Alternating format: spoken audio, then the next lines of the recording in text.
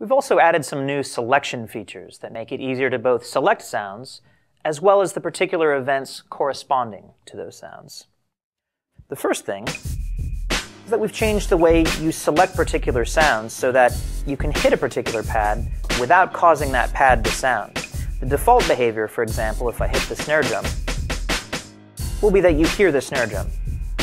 If I'm in a live performance situation, however, and I'd like to select that pad without causing it to sound, it's as simple as holding the select button and then pressing the pad. Now the sound on that pad is being selected, but it's not causing it to be audible. Secondly, you'll notice that when I hold the select button down, I have a new tab at the top called Events. If I press the Events button, I get a couple other options here on the left LCD. The first is All. Pressing that will cause all of the events in this pattern to be selected in one go. Hitting the None button will deselect any selected events inside that pattern. You'll also notice I have some new parameters on the right LCD that say Start and End. What these allow you to do is get a specific selection range for a given sound.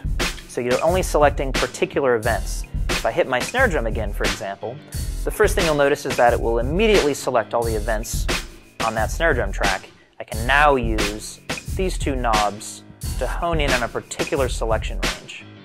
Same thing with the kick drum. I'll press the kick drum, which will now select all events, and now I can use these two knobs to trim it down to only the events that I'm interested in. The reason this is important is because some of the functions in Maschine will apply only to the selected events. Using this method, you can be sure that that function will only affect the events you see are selected.